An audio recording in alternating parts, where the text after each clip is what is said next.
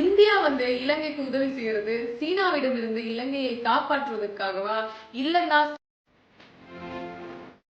அரசாங்க தரப்பிலும் சரி, எதிர்கட்சி தரப்பிலும் சரி, பலர் அவரை ரகசியமான முறையிலே சென்று சந்தித்து அடுத்த தடவை அனுரகுமார் அவர்களுக்கு கூட ஓட் போடுவோம் அப்படிங்கிறது கூட சில பேர் இப்ப பார்க்க முடியுது.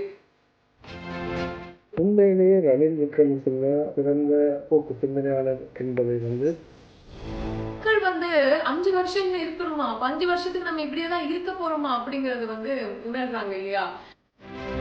காலிமுகத்திடலிலே பல லட்சம் மக்களை ஒன்று திரட்டி தன்னுடைய தீரங்கி பிரசாரத்தை ஆரம்பித்துள்ளது. இந்த அரசாங்கத்தினுடைய பொருளாதார கொள்கை ஒரு திடமான கொள்கை கிடையாது. அதோட அவங்களுடைய முதல் கொள்கையாக இந்த நாட்டுல ரசாயன பசலைய இல்லாமல் செய்துவிட்டு இயற்கை உரத்துக்கு முக்கியத்துவம் கொடுத்ததுனால ஒரு முடிவு எடுத்தாங்க. திடீர்னு நாங்க ரசாயன பசலைய நிறுத்திட்டோம்னு சொல்லிட்டு இயற்கை பசலைய ஊக்குவிக்கணும் அப்படிங்கிற ஒரு முடிவோடு இருந்ததுனாலதான் இந்த பிரச்சனைகள் வந்தது அப்படின்னு ஒரு பிரச்சனைகள் இருக்கு. ஆரம்ப புள்ளி கூட அதுவாக இருந்தது அப்படின்னு சொல்லப்படுது.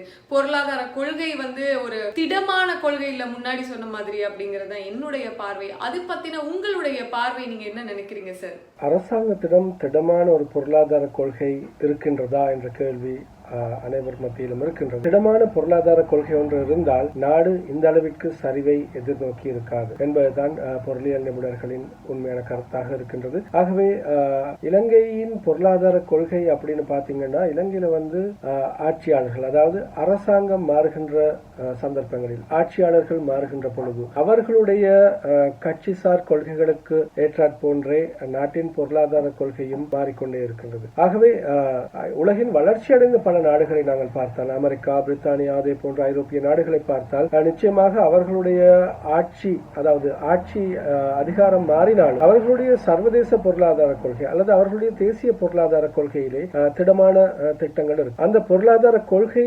உறுதியானதாக இருக்கும்.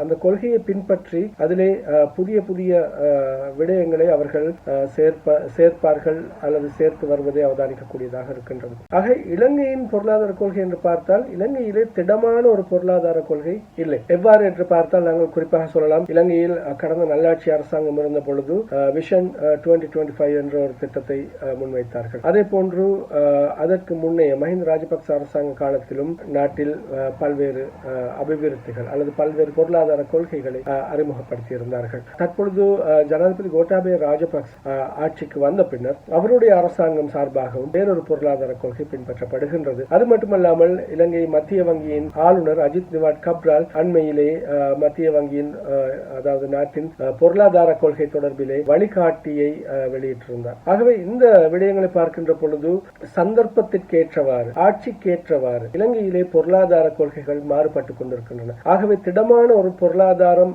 நாட்டில் பின்பற்றப்பட்டிருந்தால், அதாவது தேசிய முக்கியத்துவம் அடிப்படையில் இந்த விடயம் பின்பற்றப்பட்டிருந்தால் நிச்சயமாக பொருளாதாரம் இந்த அளவிற்கு பின்னடைவை கண்டிருக்காது என்பதைத்தான் நான் கூற வேண்டியிருக்கின்றது. அதே போன்று பொருளியல் நிபுணர்கள் கூட பல்வேறு சந்தர்ப்பங்களிலே இலங்கை தொடர்பிலே ஆட்சியாளர்கள் முன்னெடுக்கப்படுகின்ற பொருளாதார கொள்கைகள் பல்வேறு கட்டங்களில் விமர்சனத்திற்கும் விவாதத்திற்கும் உட்படுத்தப்பட்டு வருகின்றதை அவதானிக்கக்கூடியதாக இருக்கின்றது. இன்னும் 2 வருடங்கள்ல ஜனாதிபதி தேர்தல் நடக்க இருக்கு. இதுக்குள்ள பாத்தீங்கன்னா பல கட்சிகள் இருக்கு. எதிர்கட்சியான ஐக்கிய மக்கள் சக்தி, தேசிய மக்கள் சக்தி, சுதந்திர கட்சி, ஐக்கிய தேசிய கட்சி, இப்படி பல கட்சிகள் இருக்கும் பொழுது எல்லாருமே அவங்களுடைய கோஷங்கள் எழுப்பிட்டு இருக்காங்க. அப்போ எல்லாரும் ஜனாதிபதி தேர்தல் அந்தந்த கட்சிகள் சார்பில் ஒரு சிலர் போட்டியிடும் பொழுது வாக்கு உடையுமா, எந்த கட்சிக்கு போகும் அப்படின்னு நம்மளால ப்ரெடிக்ட் பண்ண முடியாது அப்படிங்கிற ஒரு நிலைமை இருக்கு இல்லையா?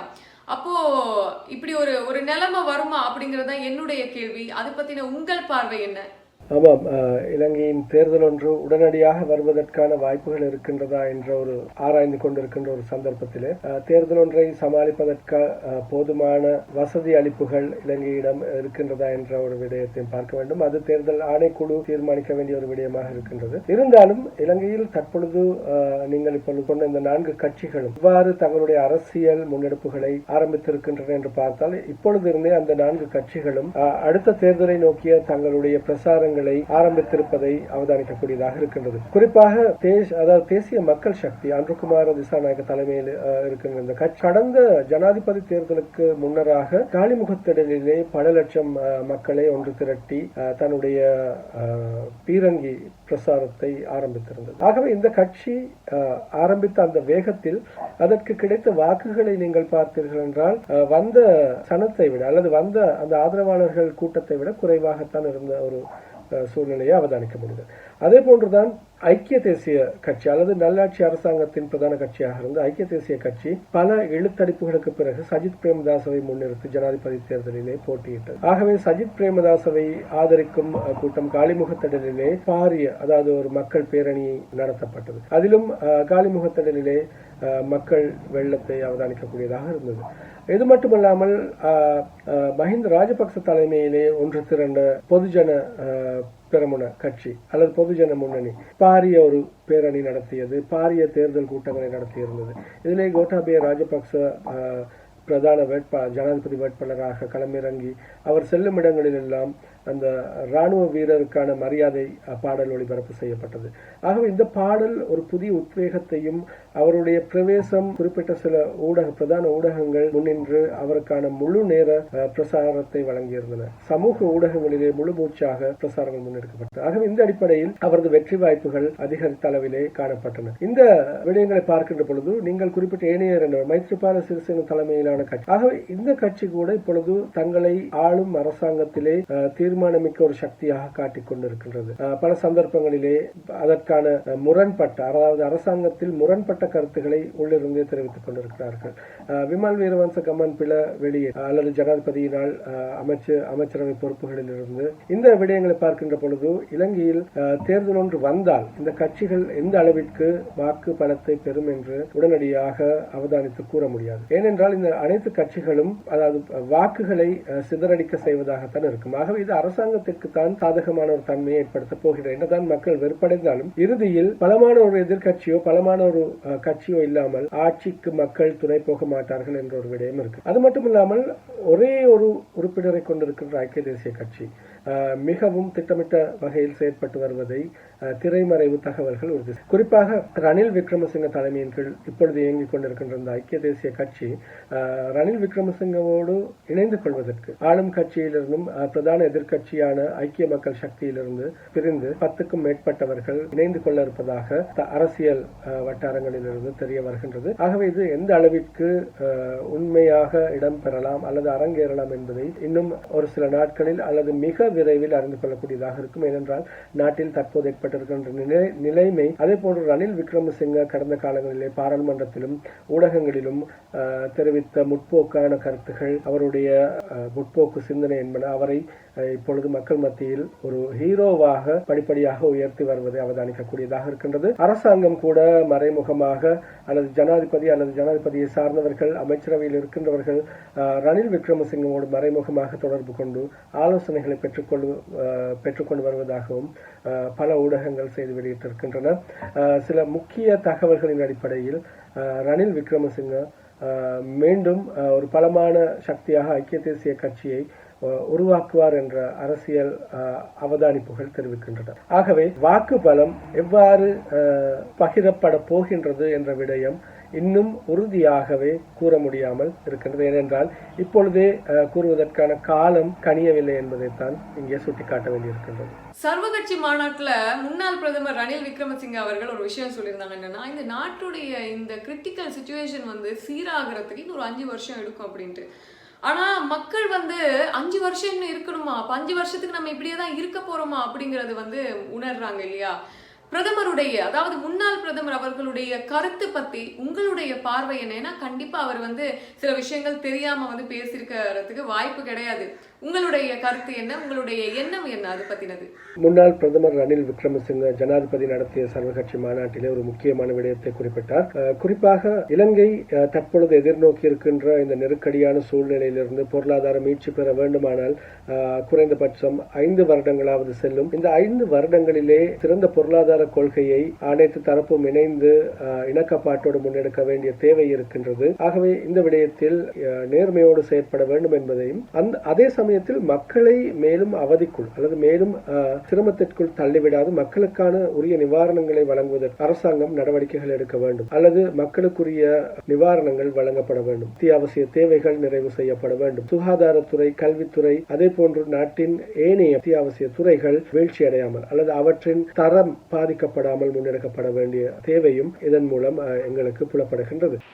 உண்மையிலேயே ரணில் விக்ரமசிங்க ஒரு சிறந்த முற்போக்கு சிந்தனையாளர் என்பதை நாங்கள் பல தடவைகள் பல சந்தர்ப்பங்களிலே அவதானம் செலுத்தி இருக்கின்ற ஒரு விடயமாக இருக்கின்றது.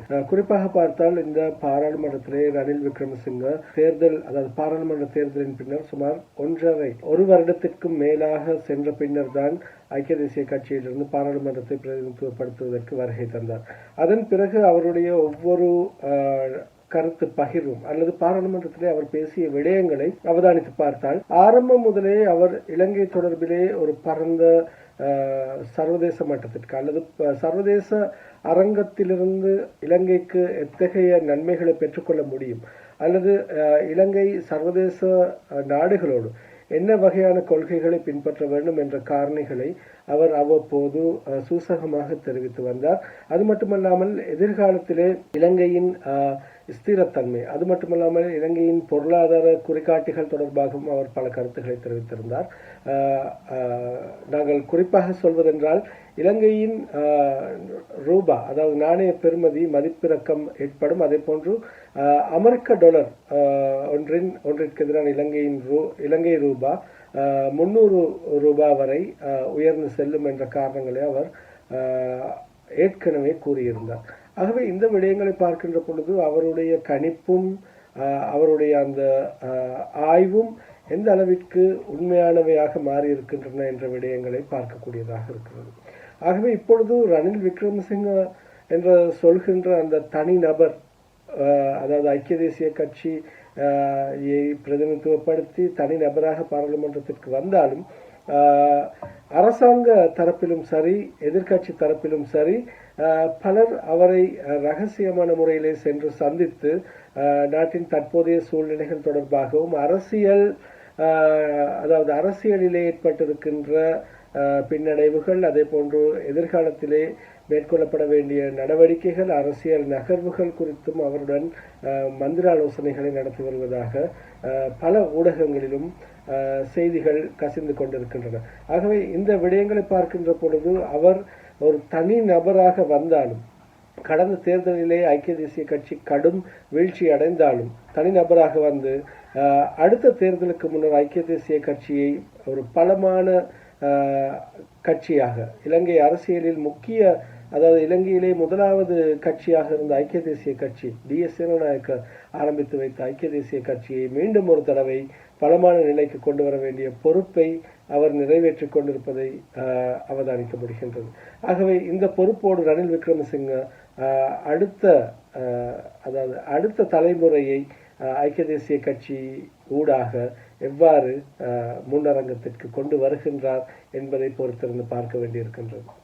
அதே போன்று தான் ரணில் விக்ரமசிங்க தெரிவிக்கின்ற கருத்துக்களை இப்பொழுது இலங்கையிலே பெரும்பாலான மக்கள் நம்ப ஆரம்பித்திருக்கின்றார்கள். அதாவது அரசாங்கத்தை நம்பி வாக்களித்தவர்கள் இப்பொழுது அரசாங்கம் மீது அதிருப்தி தெரிவித்துக் கொண்டிருக்கின்ற இந்த சந்தர்ப்பத்திலே ரணில் விக்ரமசிங்க தெரிவிக்கின்ற அதாவது முற்போக்குடைய சிந்தனையுடைய கருத்துக்களை இப்பொழுது உள்வாங்கி சிந்திக்க ஆரம்பித்திருக்கிறார்கள் என்பதைத்தான் கூற வேண்டியிருக்கு. அனுரகுமார திசாநாயக் அவர்களுடைய கருத்துக்கள், அவருடைய வார்த்தைகள், பாராளுமன்றத்தில் அவர் எழுப்புற கேள்விகள், பேச்சுக்களுக்கு பல பேர் அடிமையாக இருக்காங்க, ரசிகர்களாக இருக்காங்க. அடுத்த தடவை அனுரகுமார் அவர்களுக்கு கூட ஓட் போடுவோம் அப்படிங்கிறது கூட சில பேர் இப்ப பார்க்க முடியுது. அவருடைய தேசிய மக்கள் சக்தி அண்மையில் ஒரு ஆர்ப்பாட்டத்தை ஏற்படுத்தியிருந்தாங்க. பல லட்சக்கணக்கான மக்கள் கலந்துகிட்டு இருந்தாங்க. ஆனா இது கடைசியில அவங்களுக்கு என்ன ஒரு ஆர்ப்பாட்டம் செஞ்சாலும் அவங்களுக்குரிய அந்த வாக்கு கிடைக்கிறது இல்ல, ஆசனங்கள் கிடைக்கிறது இல்ல. அந்த தேசிய மக்கள் சக்தி பத்தி, அந்த ஆர்ப்பாட்டம் பத்தி, அனுரகுமாரை பத்தி உங்களுடைய பார்வை என்ன சார்? அண்மை காலமாக அரசியலிலே ஏற்பட்டிருக்கின்ற மாற்றங்கள் தொடர்பாக நாங்கள் அவதானத்தை செலுத்தினால் அனுரகுமார திசாநாயக்க தலைமையிலான மக்கள் விடுதலை முன்னணி தலைமையிலான தேசிய மக்கள் சக்தி, அதாவது ஏனைய அனைத்து கட்சிகளுக்கு முன்னதாகவே அரசியல் பிரசாரங்களை முன்னெடுத்திருப்பதை அவதானிக்க முடிகிறது. குறிப்பாக அடுத்த தேர்தலை அல்லது அடுத்த ஆட்சியை கைப்பற்ற போகும் அணியாக உருமாறும் எதிர்பார்ப்பிலே தேசிய மக்கள் சக்தி தன்னுடைய நகர்வுகளை மேற்கொண்டு வருகின்றது. அந்த அடிப்படையிலே முதலாவதாக அரசாங்கத்திற்கு எதிரான பரப்புரைகளையும் சரி, அரசாங்கத்திற்கு எதிரான கருத்துக்களை முன்வைப்பதிலும் சரி அந்த கட்சி இப்பொழுது மும்முரமாக செயல்பட்டு வருகின்றது. ஆகவே அன்ருகுமார் திசாநாயக்க பாராளுமன்றத்திலே ஒவ்வொரு கருத்துக்களையும் அல்லது அரசாங்கத்துக்கு எதிராக முன்வைக்கின்ற ஒவ்வொரு விடயங்களையும் ஆதாரத்தோடு அல்லது உறுதிப்படுத்தக்கூடிய வகையிலே கதைப்பதை காணக்கூடியதாக இருக்கின்றது. அவருக்கு எதிராக சுமத்தப்படுகின்ற குற்றச்சாட்டுகளை நிரூபிக்குமாறும் சவால் விடுகின்றார். ஆகவே அவர் ஆட்சிக்கு வந்து தமது கட்சி நாட்டிலே சரியான ஒரு முறையை, அதாவது ஒரு சிஸ்டம் என்று சொல்வார்கள், சிஸ்டம் ஒன்றை கொண்டு வருவதற்கும் நாட்டை சிறந்த முறையிலே நிர்வகிப்பதற்கும் தங்களிடம் பலம் இருப்பதாக அடிக்கடி சுட்டிக்காட்டுகின்றார். ஆனாலும் இதே போன்றுதான் கடந்த தேர்தல்களிலும் அவர்களால் அதாவது கூட்டம் சேர்க்க முடிந்தாலும் தேர்தலிலே போதிய அளவு அல்லது பிரகாசிக்க முடிந்திருக்கின்றதா என்ற விடயத்துடன் ஆராய்ந்து பார்க்கின்ற பொழுது தேர்தல் ஒன்று வரும் பொழுது ஆட்சியை கைப்பற்றும் அளவிற்கு அவர்களுக்கு அந்த பலத்தை மக்கள் கொடுப்பார்களா என்ற சந்தேகம் இருக்கின்றது. சீனா இலங்கையோட கிட்டத்தட்ட 2000 வருஷங்கள் மேல, அதுக்கு மேல இருந்து தொடர்புல இருக்க ஒரு நட்பு நாடாக இருக்குன்னு சொல்லப்படுது.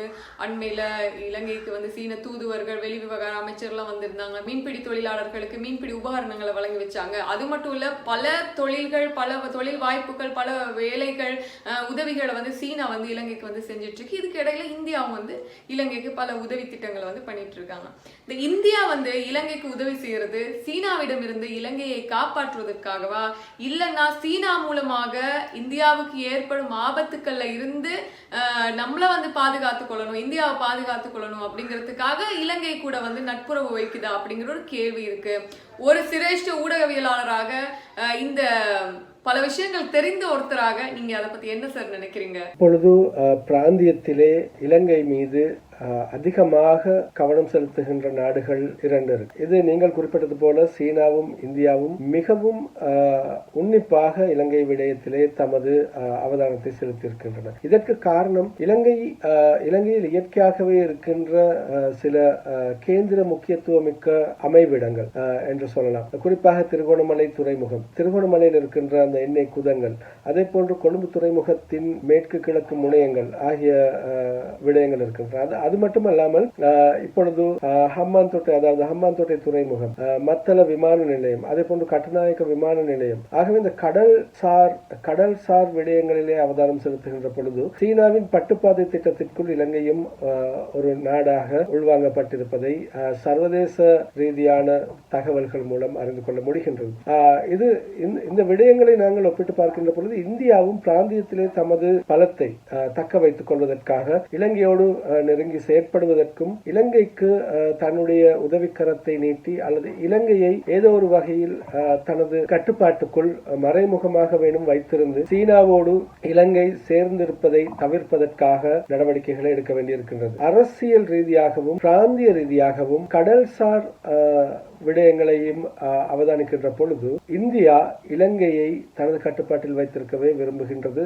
சீனாவிற்கு தரைவார், அதாவது சீனா கடந்த காலங்களிலே மஹிந்த ராஜபக்ச அரசாங்கத்தின் பொழுது சர்வதேச ரீதியாக ஏற்பட்ட அழுத்தங்களை அல்லது சர்வதேச ரீதியாக கைவிடப்பட்ட நிலையிலே இலங்கை சீனாவிடமே உதவிக்கரம் நீட்டி அல்லது சீனாவிடமிருந்து பல பில்லியன் கணக்கிலே கடன் தொகையை பெற்றிருக்கின்றது. அது மட்டுமல்லாமல் இலங்கையிலே வெள்ளை யானை அபிவிருத்திகள் என்று கூறப்படுகின்ற ஹம்பாந்தோட்டை துறைமுகம், அதே போன்று மத்தள விமான நிலையம், அது மட்டுமல்லாமல் தாமரை கோபுரம் கொழும்பிலே இருக்கின்ற, ஆகவே இந்த விடயங்கள் வெள்ளை யானை கோப்பாக கடந்த காலங்களிலே பேசப்பட்டது. அதாவது எந்த ஒரு பயனும் நாட்டுக்கு கிடைக்காமல் இந்த இவ்வளவு தொகையை கடன்பட்டு இலங்கை சீனாவின் உதவியோடு செய்திருக்கின்றது என்ற விடயம். அது மட்டுமல்லாமல் கொழும்பு துறைமுக நகரம், போர்ட் சிட்டி என்று சொல்லப்படுகின்ற விடயம். ஆகவே இதிலும் சீனாவின் ஆதிக்கம் அதிகம் இருப்பதாக பல செய்திகளிலே நாங்கள் அவதானித்திருக்கின்றோம். ஆகவே சீனா அந்த அளவிற்கு இலங்கைக்கு பில்லியன் கணக்கிலே கடன் வழங்கி இலங்கையை தனது கடன் பொறிக்குள் சிக்க வைத்திருப்பதாக பேசப்படுகின்றது. சர்வதேச நாடுகளும் இலங்கைக்கு உடனடியாகவே அல்லது கடந்த காலங்களிலே முந்திக்கொண்டு உதவிகளை செய்தது சீனாவின் ஆதிக்கமும் ஒரு காரணம் என்று சொல்லப்படுகிறது. ஆகவே இந்த விடயங்களை பார்க்கின்ற பொழுது சீனா இலங்கையை தனது கடன் பொறிக்குள் ஏற்கனவே சிக்க வைத்து விட்டது என்ற விடயங்களை சர்வதேச ஊடகங்களான ராய்ட்டர்ஸ், பிபிசி ஆகியன பரந்த அளவிலே தகவல்களை வெளியிட்டிருந்தன. சுமார் 7.5 பில்லியன் ரூபாய்களை கடந்த தேர்தல்களின் பொழுது மஹிந்த ராஜபக்ச அரசாங்கத்திற்கு சீனா வழங்கியிருந்ததாகவும் அவருடைய தேர்தல் நடவடிக்கைகளுக்காக வழங்கியிருந்ததாக ஒரு குற்றச்சாட்டு இருக்கின்றது. அது மட்டுமல்லாமல் இலங்கை பெற்றுக்கொண்டிருக்கின்ற சீன கடன்கள் 6% வட்டியில் பெறப்பட்டிருப்பதாக ஒரு காரணம் சொல்லப்படுகிறது. ஆகவே ஏனைய வெளிநாட்டு கடன்கள் 2 அல்லது 3க்கும் குறைவான வட்டி வீதத்தோடு பெற்றுக் கொள்ளப்படுகின்ற சூழ்நிலையிலே சீனாவிடமிருந்து இலங்கை 6% வட்டிக்கு கடன் பெற்றிருக்கின்றது. ஆகவே இந்த கடன் பொறிக்குள் இலங்கை சிக்கி இருக்கின்றது என்ற காரணங்கள் சுட்டிக்காட்டப்பட்டது. ஆகவே இந்த அடிப்படையிலே இந்த கடன் பொறியிலிருந்து இலங்கை மீள்வதற்கு எவ்வளவு காலம் எடுக்கும் அல்லது மீளுமா என்ற சந்தேகம் தொடர்ந்தும் இருக்கின்றது. காரணம், இலங்கையில் தனி மனித, அதாவது வெளிநாடுகளுக்கு இலங்கையின் தனி மனித கடனாக கடந்த, அதாவது 2014 அல்லது 15ஆம் ஆண்டு கால பகுதியிலே ஒரு தனி நபர் செலுத்த வேண்டிய தொகையாக 4 அல்லது 5 லட்சம் ரூபாய் இருந்தது. ஆனால் இன்று அந்த நிலைமை மாறி இருக்கும். இன்று இலங்கை தனிநபர் ஒருவரது வாழ்க்கை செலவினத்தை எடுத்துக்கொண்டால் சுமார் 1500 ரூபாவுக்கும் அதிகமாக இருக்கின்றது. இலங்கையின் பணவீக்க வீதம் இரட்டை எண்ணிக்கையில் இருக்கின்றது. அதாவது இரட்டை எண்ணிக்கைக்கு மேற்படாதவாறு அதனை கட்டுப்படுத்திக் கொள்வதற்கு இலங்கை தவறி இருக்கின்றது. இலங்கையிலே டாலர் கையிருப்பு தீர்ந்து போயிருக்கின்றது. ஆகவே இலங்கையின் நிதி கொள்கையில் தளர்வு ஏற்பட்டிருக்கின்றது. அதே போன்று இலங்கை சர்வதேச சந்தைக்குள் இலங்கையின் பிரவேசம் அல்லது இலங்கையின் உட்பிரவேசம் மிகவும் குன்றி போயிருக்கின்றது. இலங்கையின் ஏனைய துறைகள் பாதிக்கப்பட்டிருக்கின்றன, வருமானம் ஈட்டக்கூடிய துறைகள். இந்த விடயங்கள் அனைத்தையும் பார்க்கின்ற பொழுது இலங்கை சீனாவின் கடன் பொறிக்குள் சிக்கியதும் அல்லது இலங்கையிலே வெள்ளை யானைக்கு ஒப்பான பல அபிவிருத்தி திட்டங்கள் முன்னெடுக்கப்பட்டதும் இந்த பின்னடைவுக்கு காரணமாக இருக்க வேண்டும் என்பது அல்லது காரணமாக இருக்கின்றது என்பதை நிபுணர்கள் பல தடவைகள் சுட்டிக்காட்டியிருக்கிறார்கள். ஆகவே இந்தியாவும் இந்த சந்தர்ப்பத்தில் இலங்கைக்கு கடந்த வாரத்தில் நிதி அமைச்சர் சென்று உதவிகளை கோரியிருக்கின்றார். இந்தியாவும் பல உதவிகளுக்கு முன் வந்திருக்கின்றது. ஆகவே நாடுகள் மற்றொரு நாட்டிற்கு அல்லது அதாவது வளர்ச்சி அடைந்த நாடுகள் வளர்ந்து வரும் நாடுகளுக்கு உதவி செய்கின்ற பொழுது அதிலே பல நிபந்தனைகளையும் அவர்கள் விதித்திருப்பார்கள். குறிப்பாக அவர்களுடைய நிபந்தனைகளுக்கு உட்பட்டால் மாத்திரமே அந்த நாடுகளுக்கு அவர்கள் இணங்கிய கடன் தொகை வழங்கப்படும். அந்த அடிப்படையில் மறைமுகமாக அரசியல் ரீதியாக ஏற்படுத்திக் கொள்ளப்படுகின்ற இணக்கப்பாடுகள், அதே போன்று வெளிப்படையாக ஏற்படுத்திக் கொண்டு கையொப்பமிடுகின்ற உடன்படிக்கைகள், இந்த விடயங்களிலே பல அம்சங்கள் பொதிந்திருக்கின்றன. ஆகவே இந்த விடயங்களை உன்னிப்பாக ஆராய்கின்ற பட்சத்திலே இந்தியாவும் சரி சீனாவும் சரி இலங்கைக்கு உதவ முன்வந்து இலங்கைக்கு உதவி கொண்டிருப்பது அதாவது அண்ணன் தம்பி பாசமாக கருத முடியாத ஒரு சூழ்நிலை இருக்கிறது. அது மட்டுமல்ல, ஏனைய நாடுகளும் இலங்கைக்கு உதவி புரிவதாக இருந்தால் அது அண்ணன் தம்பி பாசமாக இருக்காது. அதாவது உட்பொதிந்த வேறு காரணங்கள் நிச்சயமாக இருக்கும். ஆகவே உடன்படிக்கைகளை ஏற்படுத்திக் கொள்ளும் போது நிச்சயமாக அதிலே நிபந்தனைகளும் பொதிந்திருக்கின்றன. ஆகவே இந்த விடயங்களை நாங்கள் கவனத்தில் கொள்வது மிகவும் அவசியமாகின்றது. ஒரு நாட்டுல பஞ்சம் ஏற்படும் பொழுது, விலை அதிகரிப்புகள் ஏற்படும் பொழுது, மக்கள் அடிப்படை பொருட்களுக்கு திண்டாடும் பொழுது பஞ்சம் ஏற்படும். இப்படி இருக்கும் பொழுது மக்கள் அரசுக்கு எதிரான சாபங்களை, ஜனாதிபதிக்கு எதிரான சாபங்களை வீசி எறிகிறாங்க. அப்போ இப்படி இருக்கும் பொழுது ஜனாதிபதி அவர்களை வீட்டுக்கு அனுப்பணும்னு நினைப்பாங்க.